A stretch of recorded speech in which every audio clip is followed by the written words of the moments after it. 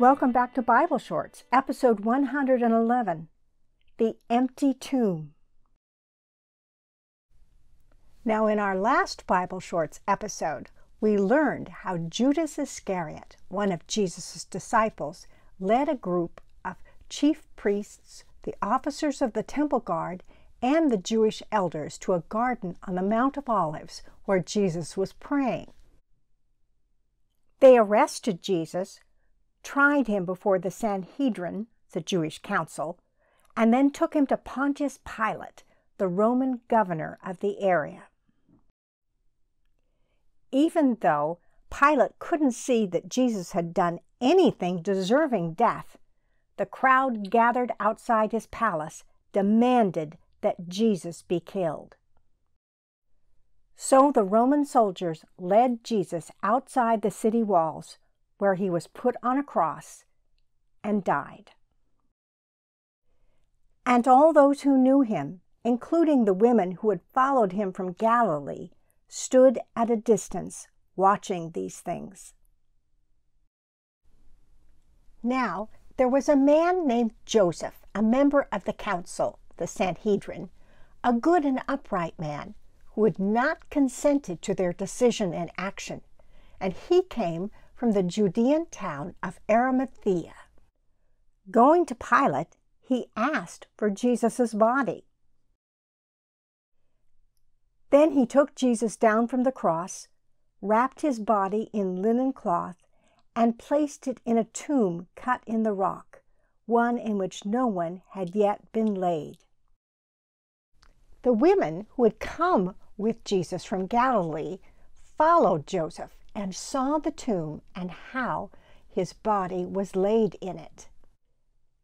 Then they went home and prepared spices and perfumes so they could go back later and anoint Jesus' body.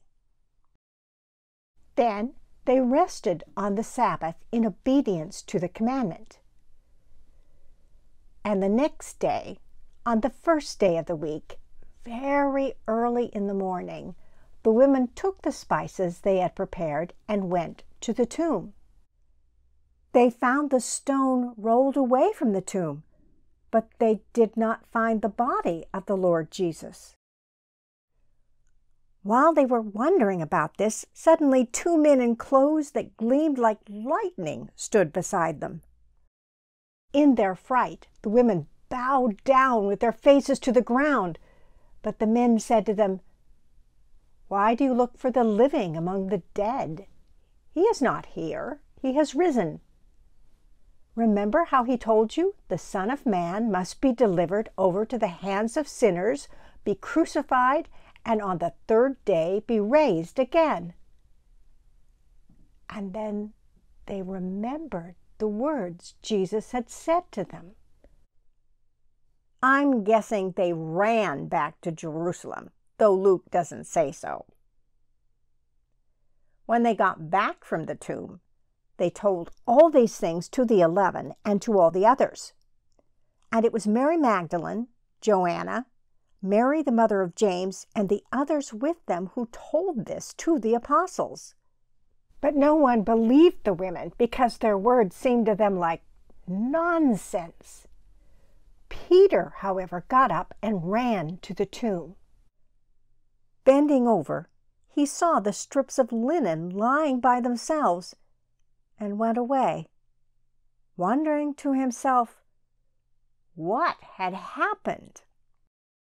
Now, the other Gospels mention that John, another one of the 12, went with Peter to the tomb. But remember, we're just telling what Luke tells us. Luke then goes on and writes, "Now that same day, 2 from the group of Jesus' followers were going to a village about 7 miles from Jerusalem called Emmaus, and they were talking with each other about everything that had happened on the road.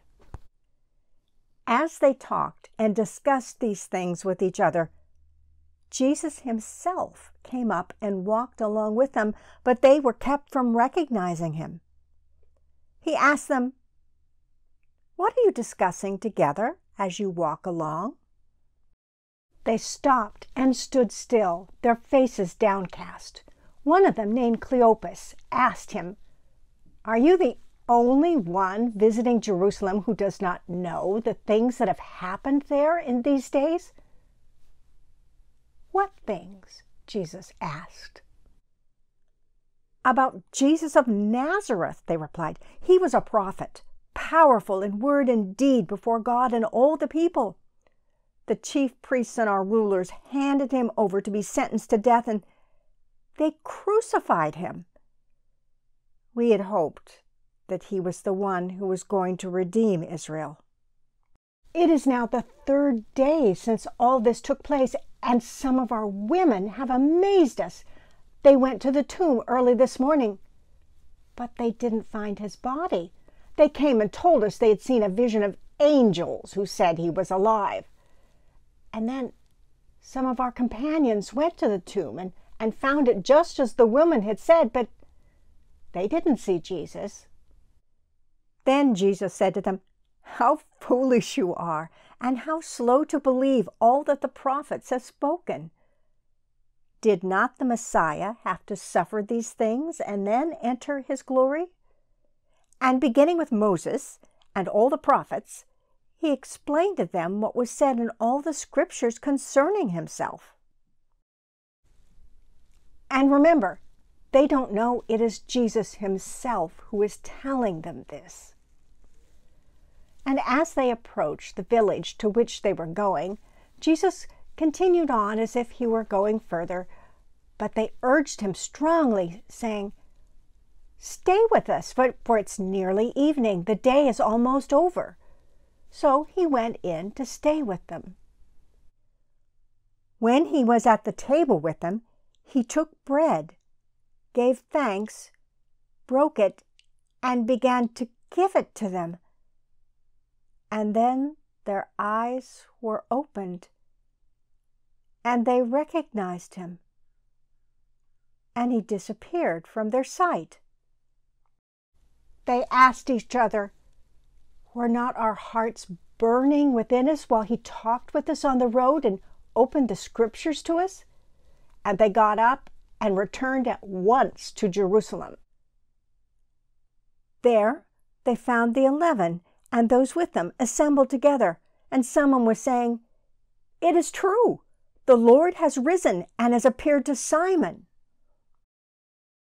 Then the two told what had happened to them on their way to Emmaus, and how Jesus was recognized by them when he broke the bread. And while they were still talking about all this, Jesus himself suddenly stood among them and said, "Peace be with you." They were startled and frightened, thinking they saw a ghost. And he said to them, "Why are you troubled? Why do doubts rise in your minds? Look at my hands and my feet.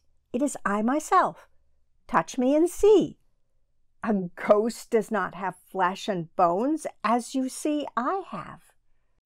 When he had said this, he showed them his hands and feet, and well, they still did not believe it. Because of joy and amazement, he asked them, "Do you have anything to eat?" They gave him a piece of broiled fish, and he took it and ate it in their presence. Jesus then said to them, "This is what I told you while I was still with you. Everything must be fulfilled that is written about me in the law of Moses, the prophets, and the Psalms. You are witnesses of these things. I am going to send you what my Father has promised, but stay in the city until you have been clothed with power from on high." And what is going to happen next? What is it that his Father has promised to send?